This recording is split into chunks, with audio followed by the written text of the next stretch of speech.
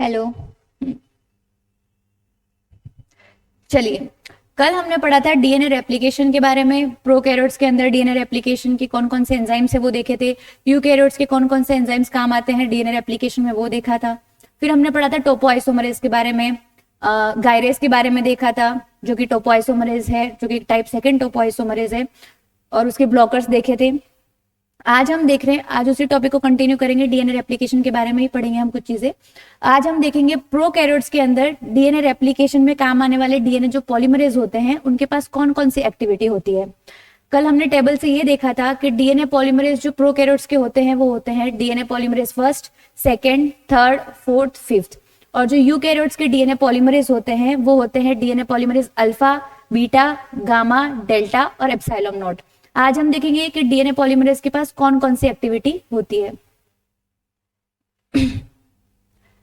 ठीक है, तो प्रोकैरियोट्स के अंदर क्या क्या होते हैं। प्रोकैरियोट्स के डीएनए पॉलीमरेज होते हैं DNA polymerase first, second, third, fourth और फिफ्थ। डीएनए अभी 5 prime to 3 prime synthesis activity किस किस के पास होती है। 5 prime to 3 prime synthesis activity जो होती है वो प्रोकैरियोट्स में सारे डीएनए पॉलीमरेज के पास होती है, क्योंकि डीएनए पॉलीमरेज का फंक्शन ही तो पॉलीमराइजेशन करना है। तो 5 prime to 3 prime synthesis activity जो होती है वो सारे डीएनए पॉलीमरेज के पास होती है। DNA polymerase first, second, third, fourth और फिफ्थ सारे के पास 5 prime to 3 prime synthesis activity होती है। दूसरा होता है 3 prime to 5 prime exonuclease activity. 3 prime to 5 prime exonuclease activity जो होती है वो प्रूफ रीडिंग में काम आती है। मतलब डीएनए पॉलीमर जब न्यूक्लियोटाइड लगा दिए तो वो वापस आके चेक करेगा कि भाई जो मैंने पहले न्यूक्लियोटाइड लगा दिया है क्या वो कोई गलत तो नहीं लगाया, और अगर उसने गलत कोई न्यूक्लियोटाइड लग गया है तो उसको वापस हटाएगा डीएनए पॉलीमरेज। तो जो 3 prime to 5 prime exonuclease activity होती है जिसको हम प्रूफ रीडिंग एक्टिविटी बोलते हैं वो होती है डीएनए पॉलीमरेज फर्स्ट, सेकेंड और थर्ड, इन तीनों के पास होती है। तो डीएनए पॉलीमरेज फर्स्ट, सेकंड और थर्ड के पास क्या होती है, 3 prime to 5 prime exonuclease activity होती है जो कि प्रूफ रीडिंग में काम आती है। तीसरी होती है 5 prime to 3 prime exonuclease activity. 5 prime to 3 prime exonuclease activity जो होती है वो प्राइमर रिमूवल के लिए काम आती है। कल हमने टेबल में नोट भी किया था कि प्रोकैरियोट्स के अंदर प्राइमर रिमूवल के लिए, प्राइमर को हटाने के लिए आता है डीएनए पॉलीमरेज फर्स्ट। तो जो प्राइमर रिमूवल एक्टिविटी है यानी 5 prime to 3 prime exonuclease activity जो होती है वो सिर्फ डीएनए पॉलीमरेज फर्स्ट के पास होती है प्रोकैरियोट्स में। तो डीएनए पॉलीमरेज फर्स्ट जो होते हैं उसके पास होती है 5 prime to 3 prime exonuclease activity जो कि प्राइमर रिमूवल के लिए काम आती है। बाकी डीएनए पॉलीमरेज के पास प्राइमर रिमूवल एक्टिविटी नहीं होती है। ये चीज ध्यान रखेंगे, फ्रिक्वेंटली आ भी जाता है यहाँ से क्वेश्चन के 5 prime to 3 prime exonuclease activity कौन कौन किस किस के पास होती है। तो इस टेबल को एक बार अच्छे से याद रखेंगे। इसमें क्या है कि डीएनए पॉलीमरेज जो होता है फर्स्ट उसके पास 5 prime to 3 prime synthesis activity होती है, उसके पास 3 prime to 5 prime exonuclease activity भी होती है, और उसके पास 5 प्राइम टू 3 प्राइम एक्सोन्यूक्लियस यानी प्राइमर रिमूवल एक्टिविटी भी होती है। ध्यान रखेंगे कि प्रोकैरियोट्स में प्राइमर रिमूवल के लिए डीएनए पॉलीमरेज फर्स्ट आता है और गैप फिलिंग के लिए भी यही आता है। हमने ऐसे याद रखा था कि घाव देता भी ये है और ठीक भी ये करता है, मतलब प्राइमर को हटाने के लिए भी डीएनए पॉलीमरेज फर्स्ट आएगा और गैप फिलिंग के लिए भी डीएनए पॉलीमरेज फर्स्ट आता है। तो ये ध्यान रखेंगे। आप चाहे तो इसका स्क्रीनशॉट ले सकते हैं।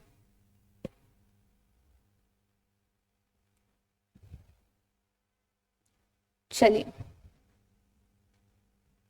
दूसरा हम ये याद रखेंगे कि सारे डीएनए पॉलीमरेज जो होते हैं, फिर चाहे वो यूकैरियोट्स के हो, प्रोकैरियोट्स के हो, या सारे पॉलीमरेज जो होते हैं, चाहे डीएनए पॉलीमरेज हो, चाहे आरएनए पॉलीमरेज हो, चाहे यूकैरियोट्स के अंदर हो या चाहे प्रोकैरियोट्स के अंदर हो, सारे polymerase 5 prime to 3 prime synthesis करते हैं। नया स्ट्रैंड जो बनता है वो 5 प्राइम टू 3 प्राइम डायरेक्शन में बनता है। कोई भी पॉलीमरेज ऐसा नहीं है जो 3 प्राइम टू 5 प्राइम सिंथेसिस करे। सारे polymerase 5 prime to 3 prime synthesis करते हैं न्यू स्ट्रैंड। फिर एक टर्म आता है, हम देखेंगे प्रोसेसिविटी।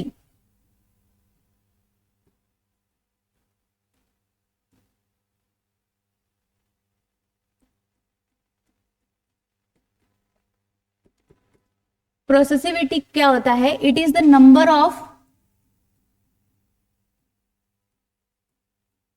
Number of nucleotide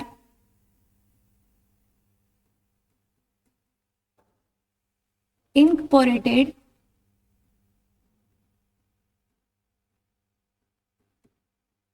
per binding event।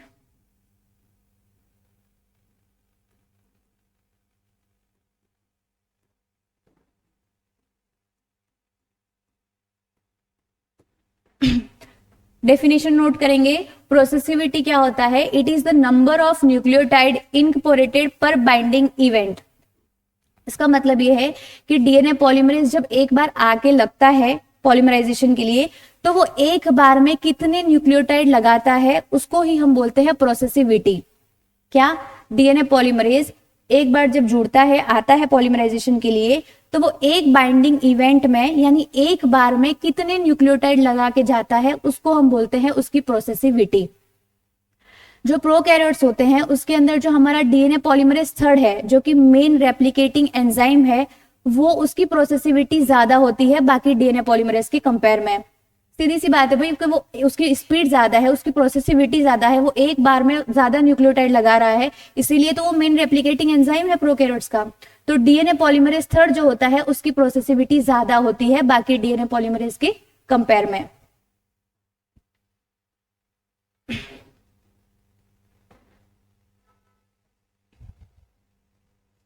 चलिए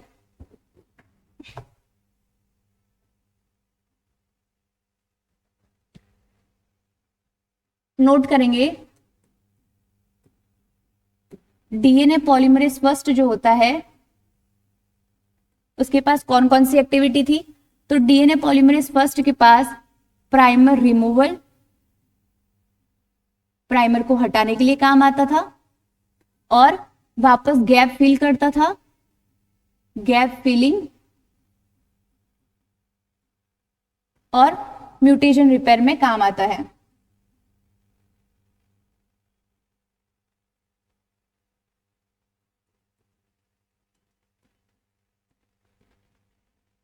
और म्यूटेशन रिपेयर में काम आता है। जो डीएनए पॉलीमरेज सेकंड है वो म्यूटेशन रिपेयर में काम आता है।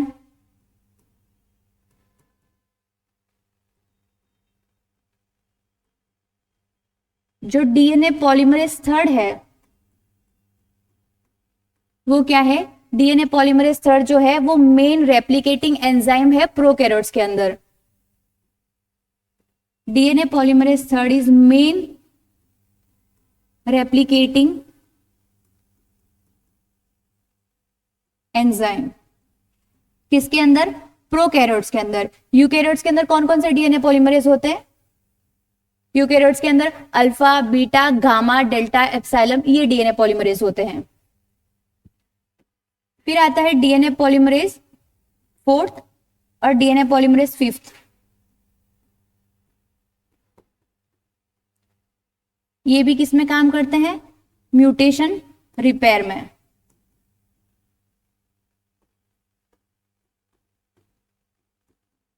और एक टर्म आता है इनके लिए, ट्रांसलेशन सिंथेसिस। ये ट्रांसलेशन सिंथेसिस करते हैं। ट्रांसलेशन वर्ड का मतलब होता है घाव, मतलब ये घाव जब डीएनए के अंदर कब घाव होता है, म्यूटेशन होता है, तो ये उसको बाईपास करते हैं। ट्रांसलेशन सिंथेसिस, ये वर्ड जो है वो एक आइडेंटिफिकेशन वर्ड है, आपको दिखेगा, इससे आपको पता पड़ेगा कि किसकी बात कर रहे हैं। डीएनए पॉलीमरेज फोर्थ और डीएनए पॉलीमरेज फिफ्थ की बात चल रही है।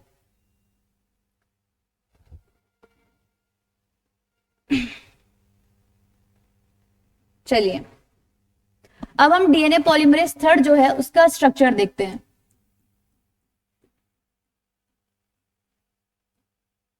डीएनए पॉलीमरेज थर्ड, जो डीएनए पॉलीमरेज थर्ड होता है वो 3 सब यूनिट का बना होता है। कौन सी? अल्फा, एप्सिलॉन नॉट और थीटा। अल्फा, एप्सिलॉन नॉट और थीटा। जो अल्फा सब यूनिट होती है, जो अल्फा सब यूनिट होती है इसके पास 5 prime to 3 prime synthesis activity होती है।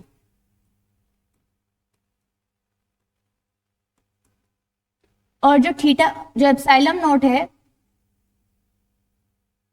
उसके पास 3 prime to 5 prime exonuclease activity होती है, जो कहां पे काम आ रही थी? प्रूफ रीडिंग में काम आ रही थी।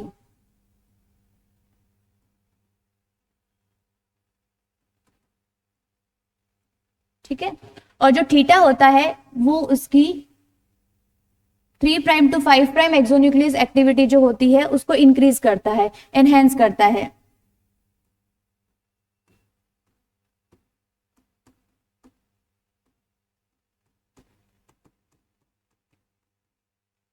क्लियर।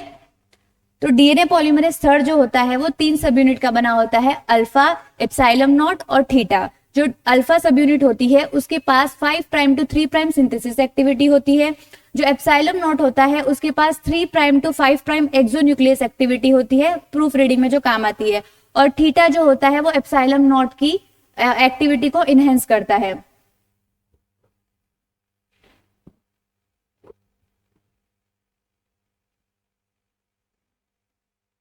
अब हम देखेंगे डीएनए पॉलीमरेज होलो एंजाइम के बारे में, मतलब डीएनए पॉलीमरेज के कंप्लीट फंक्शनल एंजाइम के बारे में कि ये काम करता है तब उसको और क्या क्या कंपोनेंट्स चाहिए या फिर क्या क्या और एंजाइम्स चाहिए, तो कंप्लीट उस एंजाइम के बारे में पढ़ेंगे।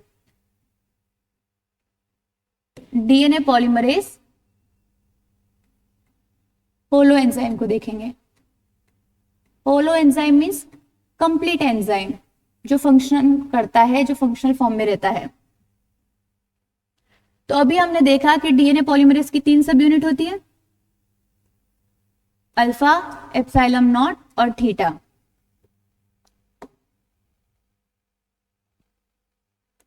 दो स्ट्रैंड होते हैं डीएनए रेप्लिकेशन के, दो पैरेंटल स्ट्रैंड होते हैं। तो डीएनए पॉलीमरेज इधर भी काम करता है और साथ साथ में ही इधर भी काम करता है। तो 2 डीएनए पॉलीमरेज की सब यूनिट्स आएंगी, दोनों तरफ आएंगी। और ये दोनों डीएनए पॉलीमरेज जो होते हैं वो जुड़े होते हैं एक प्रोटीन की हेल्प से। इस प्रोटीन को हम बोलते हैं टॉर्क प्रोटीन।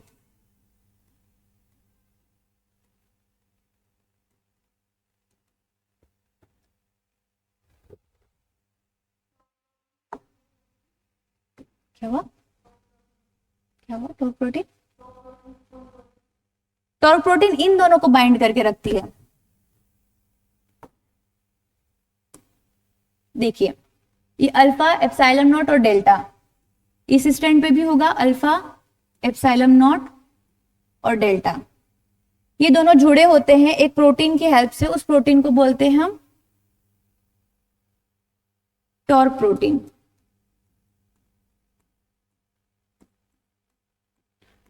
और हमने कल टेबल में नोट किया था कि डीएनए पॉलीमरेज को लोड करवाने के लिए प्रोकैरियोट्स के अंदर हमें बीटा क्लैंप की जरूरत होती है। तो यहां पे होगा बीटा क्लैंप,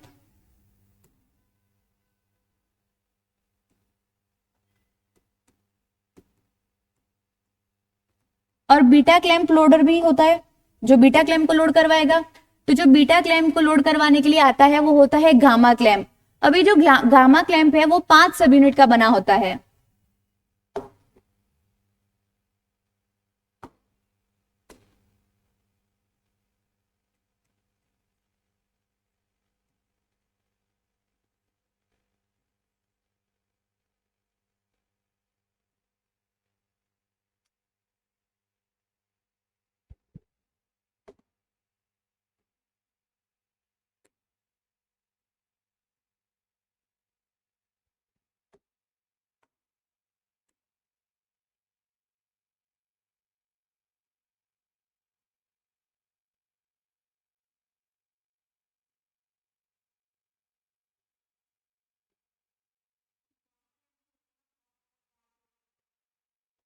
हाँ, जो गामा क्लैंप होता है वो 5 सब यूनिट का बना हुआ होता है।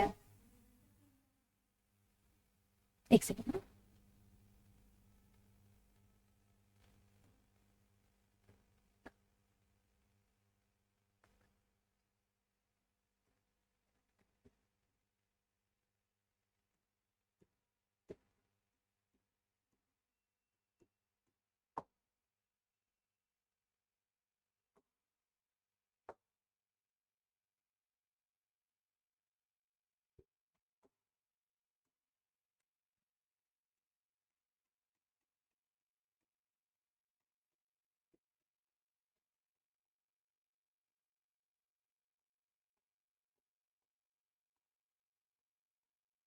देखिए जो डीएनए पॉलीमरेज थर्ड होता है वो बना होता है अल्फा, एप्सिलॉन नॉट और डेल्टा से। दोनों तरफ स्ट्रैंड होंगे, दोनों तरफ पे डीएनए रेप्लिकेशन चल रहा होगा, तो यहाँ पे भी डीएनए पॉलीमरेज थर्ड होगा जो बना होगा अल्फा, एप्सिलॉन नॉट और थीटा से। दोनों डीएनए पॉलीमरेज जो होती है वो जुड़े होते हैं टॉर्क प्रोटीन के थ्रू। अब डीएनए पॉलीमरेज को लोड करवाने के लिए, काम करने के लिए उसको बीटा क्लैम्प की जरूरत होती है, जो कि डीएनए पॉलीमरेज लोडर है, तो बीटा क्लैम्प भी होगा। और बीटा क्लैम्प को काम करने के लिए बीटा क्लैम्प लोडर की जरूरत होती है, जो कि होता है हमारा गामा क्लैम्प। ये जो गामा क्लैम्प होता है वो 5 सब यूनिट का बना होता है, ठीक है। ये जो पूरा स्ट्रक्चर है, ये जो पूरा है, ये क्या है, DNA polymerase third holo enzyme. मतलब ये कंप्लीट जो है डीएनए पॉलीमरेज थर्ड की फंक्शनल एंजाइम है, ये जो होता है वो काम करता है। अगर हमें नॉर्मली क्वेश्चन में ऐसा दे रखा होता है कि डीएनए पॉलीमरेज थर्ड है, ये कर रहा है, वो कर रहा है, ऐसा क्वेश्चन दे रखा होता है, तो हमें यही कंसीडर करना है कि वो डीएनए पॉलीमरेज होलो एंजाइम की बात कर रहा है, कंप्लीट एंजाइम की बात कर रहा है। अगर हमसे पूछे, ठीक है, तो ये होलो एंजाइम कितनी सब यूनिट से मिला हुआ है, तो यहाँ पर टोटल कितनी सब यूनिट्स है, तो टोटल 13 सब यूनिट्स हुई। 1 2 3 4 5 6 7 8 9 10 11 12 और 13, मतलब टोटल जो ये होलो एंजाइम है वो 13 सब यूनिट्स का बना हुआ है। और अगर हमसे पूछे कि कितनी टाइप्स की सब यूनिट से बना हुआ है, तो यहाँ पे कितनी टाइप्स की सब यूनिट है, तो टोटल कितने टाइप की सब यूनिट्स है, 10 टाइप की सब यूनिट्स है। कौन सी, 1 2 3 4 5 6 7 8 9 और 10। इन तीनों को वापस काउंट करने की जरूरत नहीं, क्योंकि हमें यहाँ पे टाइप पूछा गया है, नंबर नहीं। तो नोट करेंगे कि कंप्लीट एंजाइम जो होता है वो किससे बना हुआ है, 10 टाइप्स ऑफ सब यूनिट्स,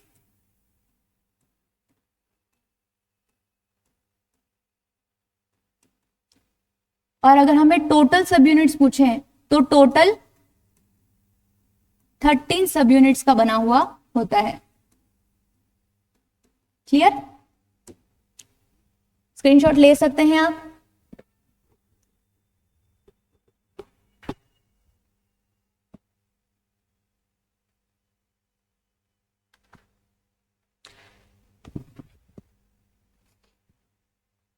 चलिए अब हम बात करते हैं यूकैरियोट्स के अंदर डीएनए पॉलीमरेज की।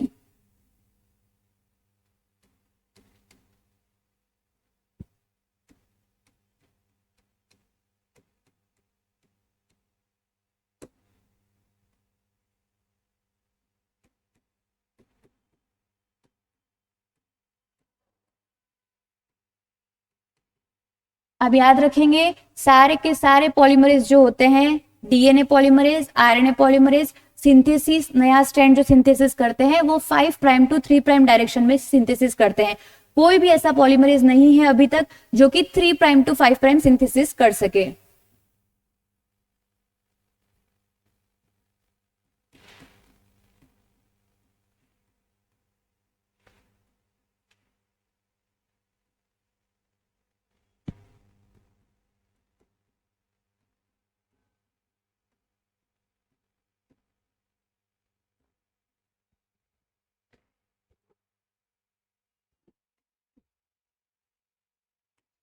यूकैरियोट्स के डीएनए पॉलीमरेज कौन से थे, अल्फा, बीटा, गामा, डेल्टा और epsilon naught. 5 prime to 3 prime synthesis activity सबके पास होती है। प्रोकैरियोट्स में जो डीएनए पॉलीमरेज होते हैं उनमें भी सबके पास होती है, यूकैरियोट्स के जो डीएनए पॉलीमरेज होते हैं उनमें भी सबके पास होती है। अब बात करेंगे 3 prime to 5 prime exonuclease activity की।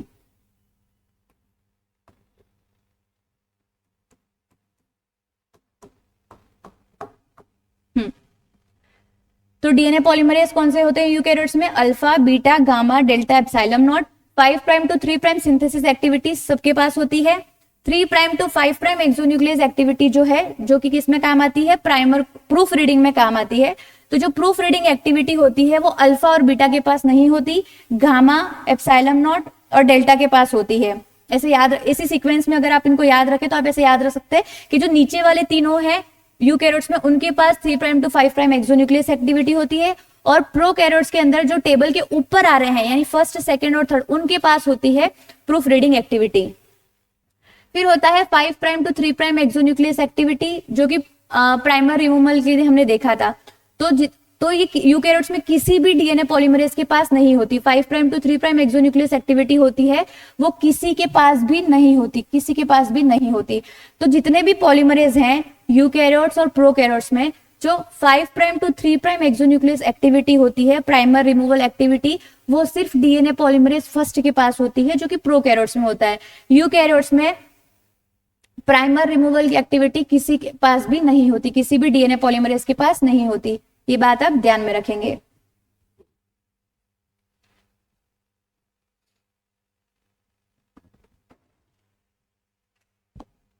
एक ड्रग होती है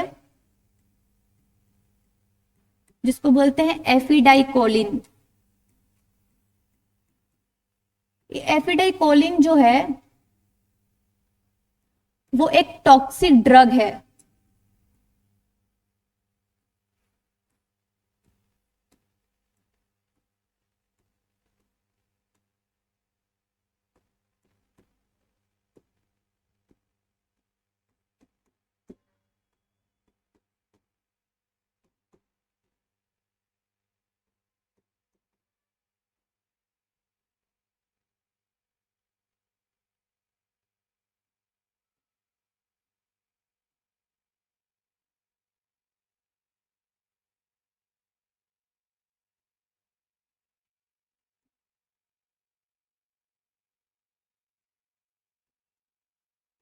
देखिए, एफिडाइकोलिन जो है वो एक टॉक्सिक ड्रग है। वो क्या करती है, हम जो यूकैरियोट्स होते हैं उसके अंदर वो DNA polymerase alpha, DNA polymerase delta और डीएनए पॉलीमरेज एप्सिलॉन नॉट, इनको ब्लॉक कर देती है। और हमारे तीनों क्या है, मेन रेप्लिकेटिंग एंजाइम होते हैं। तो ये जो तीनों जो एफिडाइकोलिन होती है वो इन तीनों डीएनए पॉलीमरेज को ब्लॉक कर देती है। अगर डीएनए पॉलीमरेज ब्लॉक हो जाएंगे तो डीएनए रेप्लिकेशन ब्लॉक हो जाएगा, और डीएनए रेप्लिकेशन ब्लॉक हो जाएगा तो क्या हो जाएगा, ऑर्गेनिज्म की डेथ हो जाती है। याद ये रखना है कि ये यूकैरियोट्स में काम करती है। तो ये DNA polymerase alpha, delta, epsilon not eukaryotes के डीएनए पॉलीमरेज है, तो ये यूकैरियोट्स को अफेक्ट करती है। प्रोकैरियोट्स पे इनका कोई फर्क नहीं पड़ता, प्रोकैरियोट्स में ये काम नहीं करती है। हो गया।